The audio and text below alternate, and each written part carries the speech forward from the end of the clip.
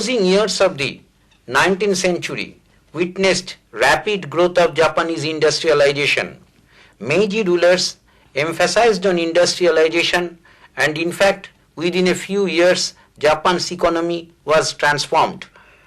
Japan acquired enormous power by way of our industrialization, but this power was not deployed for her self-protection only. One of the major consequences of Japan's prosperity was the emergence of Japanese imperialism in the late years of the 19th century and early decades of the 20th century. Japan, in the interest of our capitalist growth, needed an aggressive imperialist foreign policy, and Japan adopted it. In the 1870s, there were two clear indications of aggressive foreign policy of Japan. First, in 1873, some of the Meiji leaders wanted to take an aggressive stand on Korea, but ultimately the idea had been dropped. In 1879, Japan arbitrarily occupied the Ryukyu Island, and then Japan was interested in Korea. But regarding Korea, Japan came into direct conflict with China because Korea had been a tributary state of China so long. In 1876, Japan signed a treaty with Korea and recognized Korea's independence. Some Korean ports, particularly Incheon, Busan and Wonsan, was opened for Japanese trade, and Japan also began a regular diplomatic relationship with Korea. But these things did not satisfy China. But Japan had her interests in Korea, and conflict between China and Japan ultimately became inevitable. And the First Sino-Japanese War was the first expression of Japanese imperialism, which Japan ultimately adopted. Now I shall tell something on the First Sino-Japanese War of 1894. In the Korean court, there were two factions, one pro-Chinese faction and the other pro-Japanese faction. Pro-Chinese faction was against any modern reforms, whereas the pro-Japanese faction wanted to introduce some modern reforms in Korea. At that time, Yuan Shikai, one of the military leaders in China, was entrusted with the responsibility of training the Korean army. Yuan Shikai always fomented trouble and incited the pro-Chinese group against the pro-Japanese group. At that time, one pro-Japanese leader, Kim Ok-kyun, got aggrieved over the Korean court. In 1884, he attempted a revolt against the Korean court, but the revolt failed, and ultimately Kim Ok-kyun, the pro-Japanese leader of Korea, fled Korea and took political asylum in Japan. After 10 years, that is in the year 1894, Yuan Shikai enticed Kim Ok-kyun to Korea, and ultimately Kim Ok-kyun was assassinated. This was an alarming signal to Japan. The then Japanese Foreign Minister Mutsu wanted to launch an attack on China, and he waited for an opportunity. But the opportunity soon came, and Tonghak revolt in Korea provided Japan with that opportunity.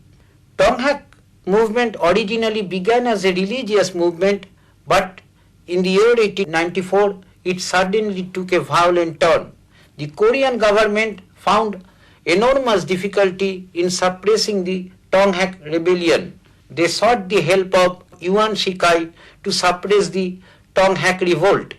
Ultimately, the Tonghak revolt was suppressed, but Japan at that time encouraged Yuan Shikai to send some Chinese army for suppressing the revolt. Japan also took the opportunity, and Japan also sent a troop of 8,000 soldiers to Korea. Ultimately, the Tonghak revolt was suppressed, and with the suppression of the Tonghak revolt, Japan insisted that Korea now introduce certain modern reforms within the country. But Yuan Shikai replied that modern reforms might wait, but before that, Japan should withdraw her troops from Korea. But Japan was not ready. Japan was very reluctant to withdraw her troops. Meanwhile, the Japanese troops dethroned the Korean king and stormed the Korean palace. Then the Japanese troops drowned the Chinese battleship known as Guangxi, and 950 Chinese soldiers had been drowned. On 25th July 1894, the Chinese and the Japanese army came face to face in Seoul in Korea. Ultimately, on 1st of August 1894, both the countries declared war on each other. Things went very easy for Japan. It was a disastrous and humiliating defeat for China, and China was defeated by Japan in all fronts. The Japanese, after defeating the Chinese army, invaded Manchuria and then proceeded towards Peking. At that time, Li Hangchang, one of the outstanding military leaders of China, still hoped that China would get some Western help, but ultimately there was no response from the Western powers and China did not get any help from the West. Then China was left with no other option but to sue for peace, and ultimately the Treaty of Shimonoseki had been signed on 17th April 1895 between China and Japan. The Treaty of Shimonoseki provided for Korean independence and end of tribute to China. Moreover, China was compelled to cede Liaotang Peninsula and some other parts to Japan. China was also forced to open the ports of Shashi, Hangzhou, Suzhou for Japanese trade and commerce. Japan imposed an war indemnity of 200 million taels over China, and other humiliating provisions China had to concede. In fact, this was the first expression of the Japanese imperialism, and after that Japan went on to stick on her imperialist policy, which she followed in the early years of the 20th century as well. And this was thus by the Treaty of Shimonoseki, the Sino-Japanese War came to an end. You talked about the fact that the Treaty of Shimonoseki marked the end of tribute to China. Can you please elaborate on that fact? Yes, I've already told that Korea was a tributary state to China. In fact, it is very much related to the Chinese history. China had a system known as the tribute system.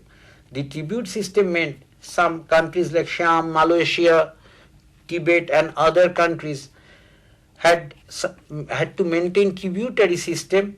They had to pay tribute to China, and then China allowed trade and commerce, and Korea was one such country. But the Treaty of Shimonoseki declared that Korea from now is an independent state. It is no more a tributary state to China. Now, I shall discuss the Anglo-Japanese Alliance of 1902. Russia had her ambitions in the Far East. Russia was apprehensive of the fact that Japan's success against China in the First Sino-Japanese War may hamper the Russian interest in the Far East. Particularly in Korea and Manchuria, Russian interests were enormously involved. Russia immediately after the Treaty of Shimonoseki, along with Germany and France, forced Japan to return Liaotang Peninsula to China. So Japan had reasons to get aggrieved over Russia. In the year 1900, fervently anti-foreign Boxer rebellion broke out in China. A group of Chinese people belonging to several secret societies invaded the foreigners. A large number of foreigners, particularly the Europeans, had been killed by the Chinese, and legations in Peking came under attack. The Western powers brutally suppressed the Boxer rebellion, and the Boxer Protocol signed in 1901 put an end to the Boxer rebellion. But before conclusion of the Boxer rebellion, Russia came into a clandestine deal with China and signed a secret treaty with China, by which Russia acquired the right of stationing its troops in Manchuria and also acquired the right of appointing a permanent resident in Mukden, the capital of Manchuria. This was a dangerous development not only for Japan but also for Great Britain. British commercial interests were involved in that area. Russian aggressive designs were not only inimical to the British commercial interest in that area, but Britain was very much concerned about the security of her empire in India. So Britain also wanted to check the Russian advancement in that area. During that period, Britain had been following the policy of splendid isolation in Europe, but in the Far East, Britain could not afford to stick to that policy. Britain needed an ally for that reason, for her own security in that region. At that time, a debate broke out in the Japanese Foreign Office regarding the direction of Japan's foreign policy. Ito Hirobumi, the outstanding Meiji leader of Japan, wanted an alliance with Russia. Ito thought that by giving Russia a free hand over Manchuria, Japan could enjoy a predominating position in Korea. But Yamagata and Katsura, two other outstanding Meiji leaders, opposed Ito's option. They thought that a war with Russia was inevitable and there was no question of an alliance with Russia. However, Ito's efforts to come to terms with Russia ultimately failed, and the ground for an Anglo-Japanese alliance was prepared by that time.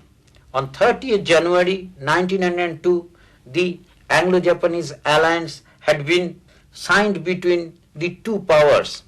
It was an important phenomenon, and according to John Fairbank, it was the first military pact between a Western and non-Western country on equal terms. It was a very interesting aspect of this treaty. A.J.P. Taylor, in his Struggle for Mastery in Europe, put the effects of the treaty more succinctly.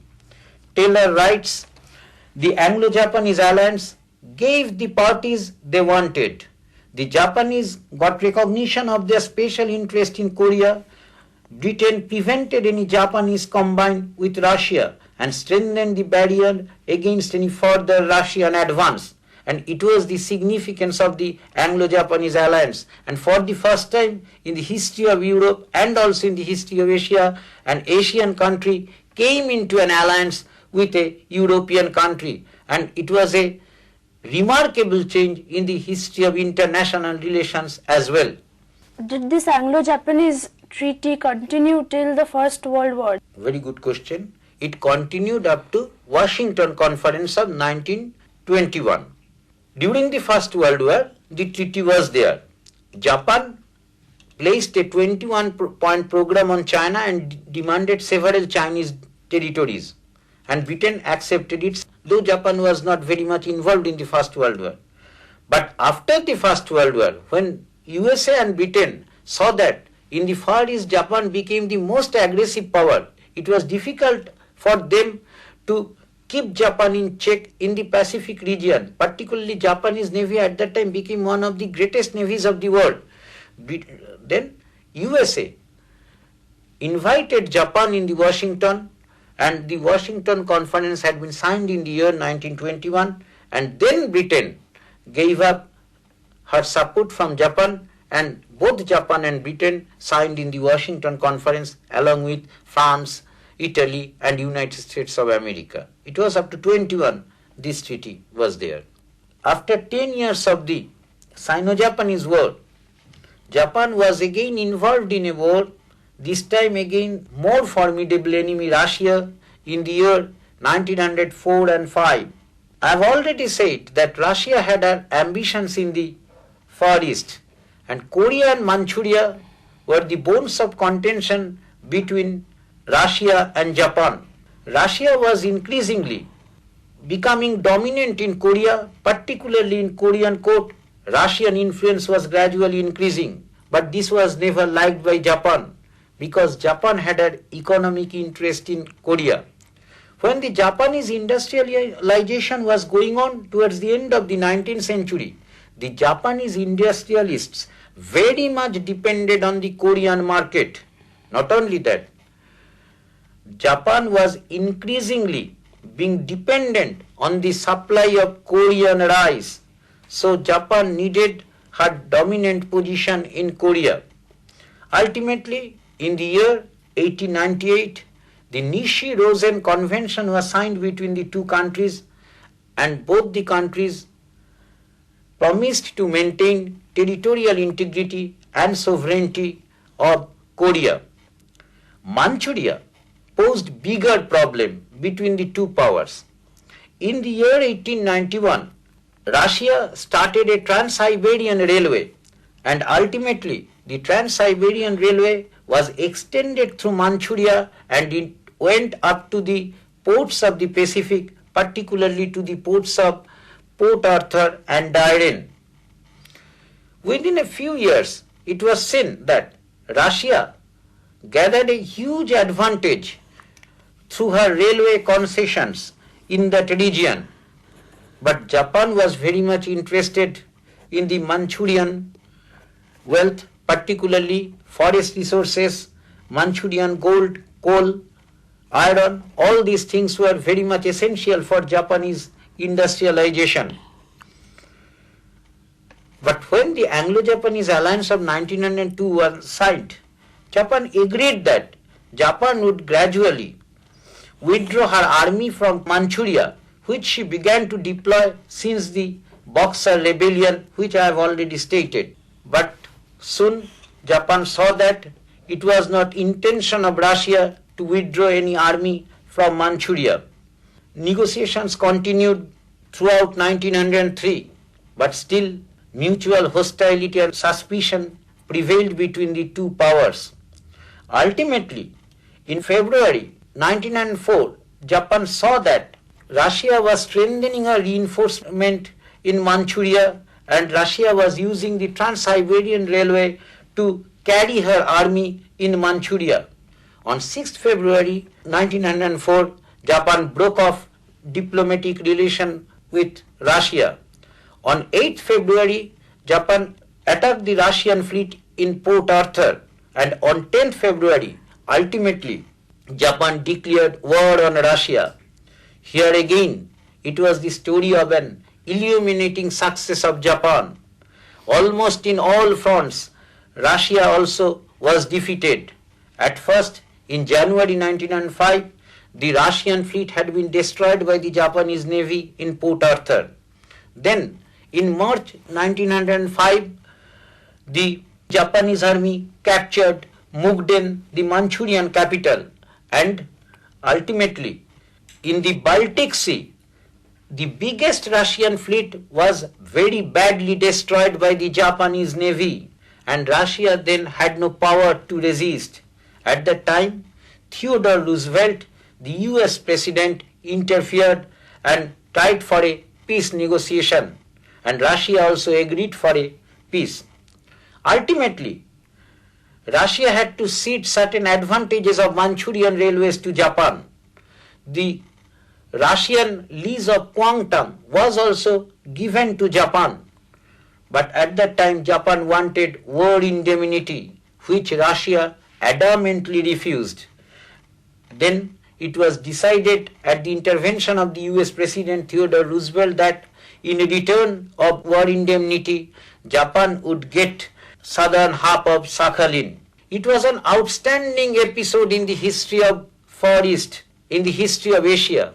Japan's victory elated the Asian people like anything. The Asian people shattered the myth of Western superiority. The entire people of Asia became elated with the success of Japan. According to John Fairbank, Japan's success led to the emergence of nationalism in Asia. Nathaniel Pfeffer very beautifully put it that everybody understood in the East that the twilight of Western rule in Asia had set in. In fact, it was an interesting event. Many Asian countries were very much influenced by Japan's success. Japan became a modern power towards the end of the 19th century by her modern reforms. But in the beginning of the 20th century, by triumphant demonstration of military might, Japan became one of the major imperialist powers in the world. It was around the time of the Russo-Japanese War that Bengal was partitioned.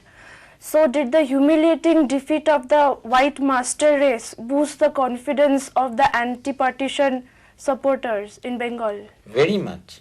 Papers like Amrita Bajar Patrika, Bande Mataram edited by Aurobindo Ghosh, everybody referred to Japan's victory over Russia as India's victory over Britain.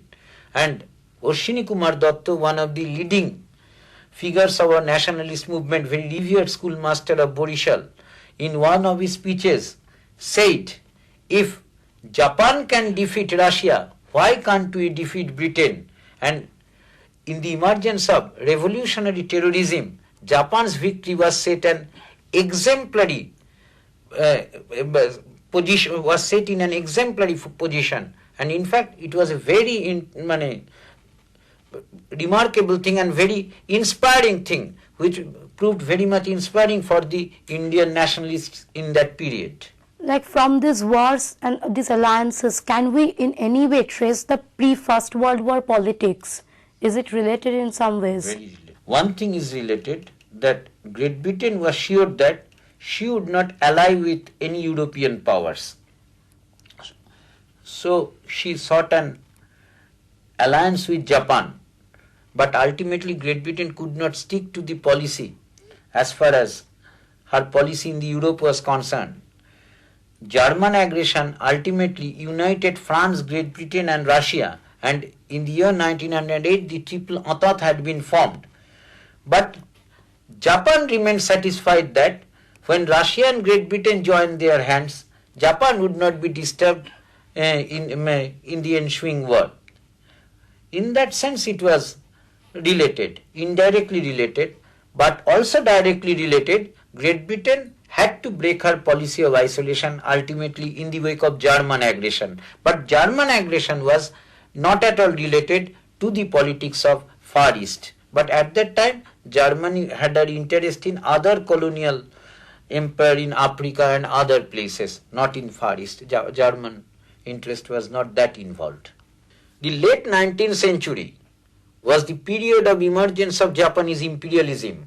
Japan's outstanding economic growth and Japan's path towards capitalist economy led to the emergence of Japanese imperialism.